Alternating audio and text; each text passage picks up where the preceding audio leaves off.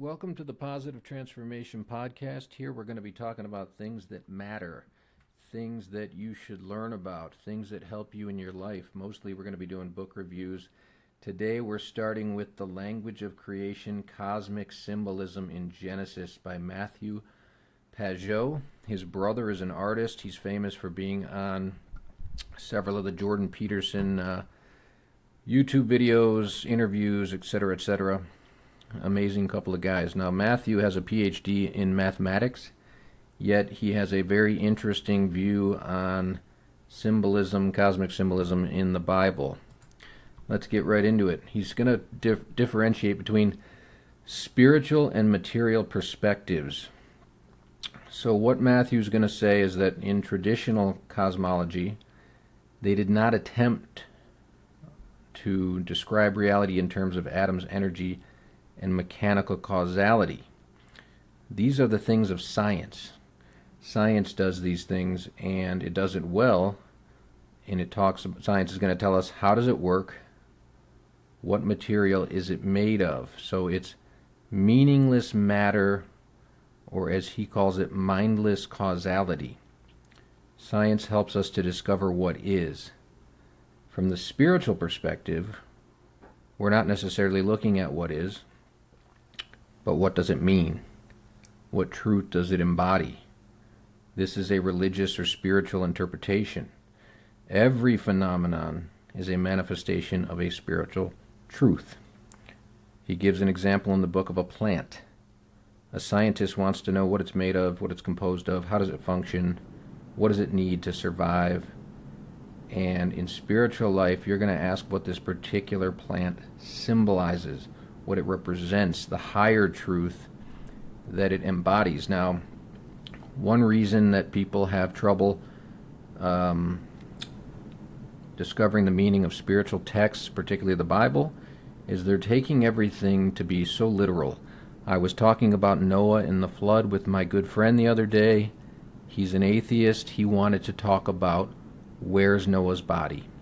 Did anybody ever find Noah's body to prove that this person existed?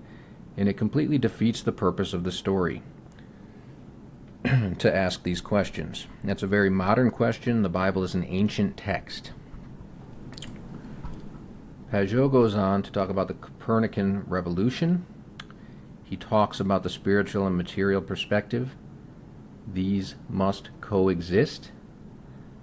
Science has been winning and has perhaps, as we've advanced in technology, in science, has perhaps dealt the spiritual worldview a fatal blow, and it has not recovered from it. He goes on to quote, "The reason to preserve biblical cosmology against scientific hegemony is that it describes reality at the metacognitive level. Hence, the story of the fall is really about the process of knowledge itself and the dangers of acquiring greater material knowledge at the expense of spiritual insight." That was a mouthful. So hegemony is when there's only one ruler of something, one bully.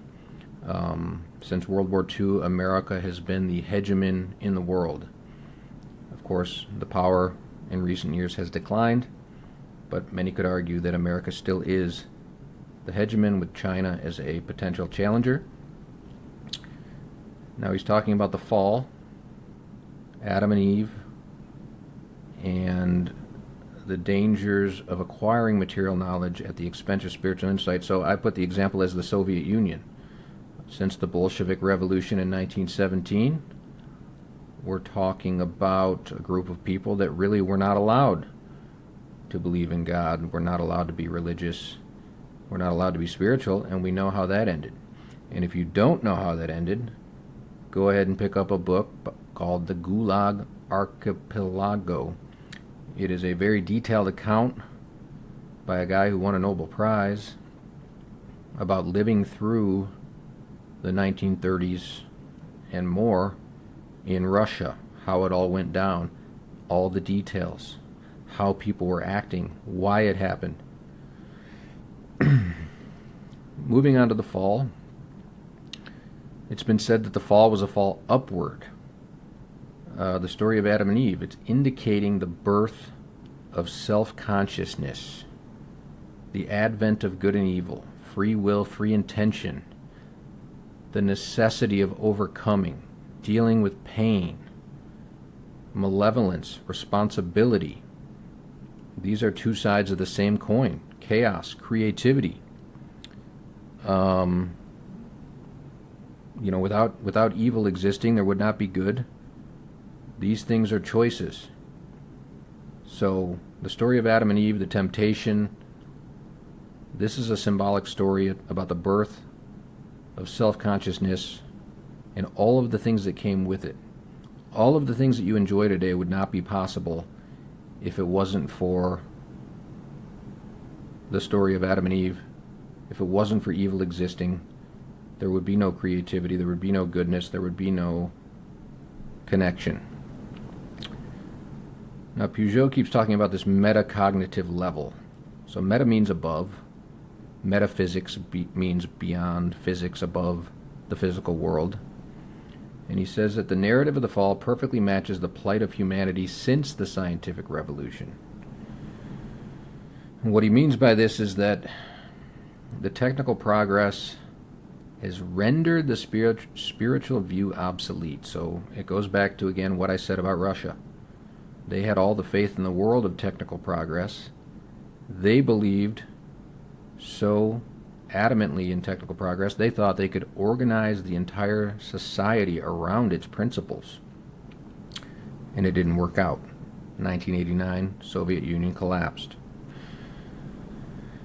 This has made the spiritual viewpoint more significant and more necessary as the belief in technical progress increases, the necessity of spiritual viewpoints also increases. But what we see is we see the spiritual viewpoint recede. Pageau goes on to say, in general, the narratives of the Bible are about humanity's conflicted attempts to reconcile spiritual truth with physical reality in the hopes of acquiring divine knowledge. In my own words, the stories in the Bible, the symbolism is about the structure of reality, how humans relate to that reality and operate within it. We're going to go to the next slide. He's talking about the Garden of Eden and reconstructing the language of creation. The meaning of humanity within creation. Where does that come from? When we talk about heaven and earth, heaven is not necessarily somewhere that you go when you die. It could be. I hope that it is. But what Pageau is laying out is that heaven is an ideal. It is the upper half of the universe that informs the lower half with meaning. The lower half is concrete. It's made of matter. It's what we can see and feel. Whereas heaven is the, as Plato would put it, the Platonic forms, the Platonic ideals. It's where things happen that you can't see.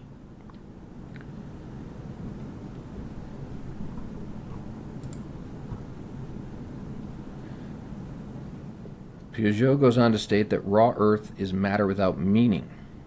Pure heaven refers to spiritual meaning without corporeal existence.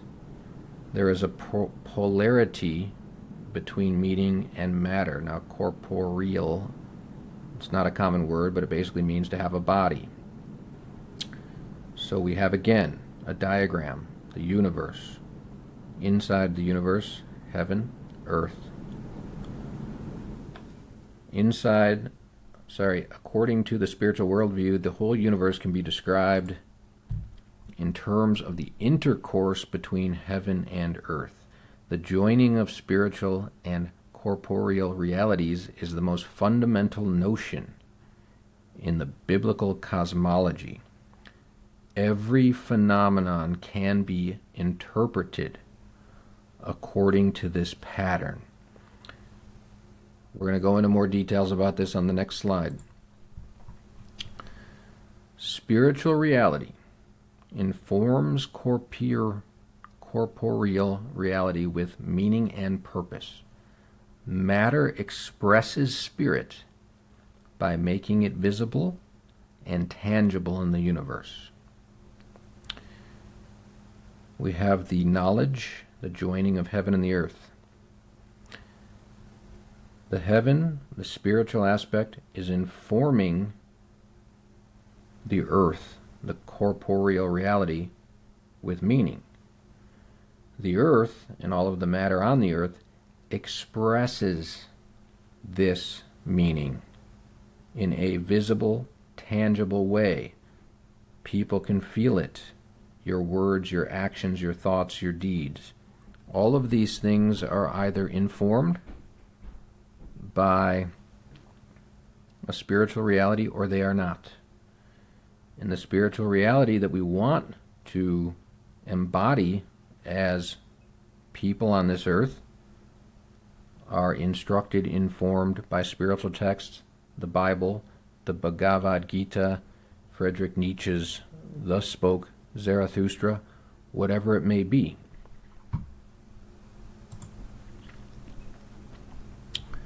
The analogy that Pageau makes is our written language represents the corporeal and spiritual interactions.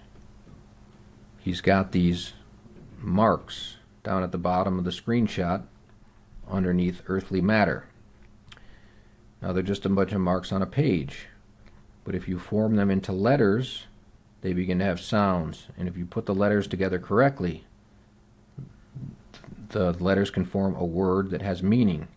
And if you use the correct grammar and you use the correct spelling and you put it all together using the laws of the language, you can produce a result using this particular technology to make someone feel happy, to make them feel sad, to make them feel elated, to make them feel angry. And so he goes on to say the ordering, the marks with the technical laws of our language grammar point to a higher reality. The language reaches to an invisible universe that reaches far beyond the limits of the page. Again, the language itself, the writing, is earthly matter.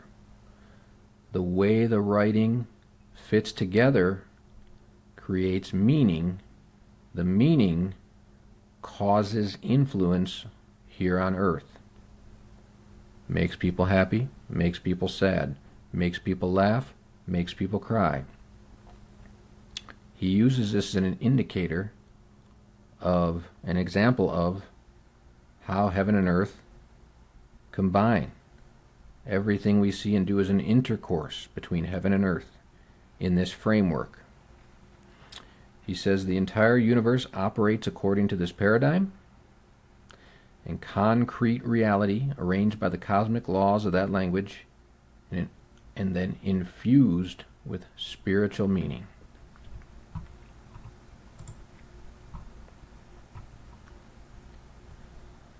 So he goes on to talk about symbolism, the spiritual worldview. The world was created by a union of heaven and earth. Again, heaven as the spiritual meaning, earth is the source of physical expression of that meaning. A symbol embodies higher truth, and the metaphysical framework shows events to be interpreted as both factual and meaningful at the same time. We can't have one without the other. If the world was 100% science and 0% spirituality, nothing would have any meaning. If the world was 100% spiritual and there was zero science, that wouldn't work either. We wouldn't have medicine, we wouldn't have cars, we wouldn't be driving around on motorcycles, riding in airplanes, etc., etc. So he shows this final slide as a symbol being the physical embodiment of spiritual meaning. The symbol is where the heaven and the earth meet. I have a book called the Book of Symbols. The first symbol is an egg. Eggs are eaten in the morning. It's not a coincidence that they look like the sun. It's a nice round orange, and it symbolizes beginnings. That could be a particular reason why people eat eggs, other than the fact that they're really good for you and they're easy to digest. So going back to the original slide, this was a brief introduction to The Language of Creation by Matthieu Pageau. I highly recommend the book. That was just the tip of the iceberg. Maybe I'll post another video about this later. As always, thanks for listening.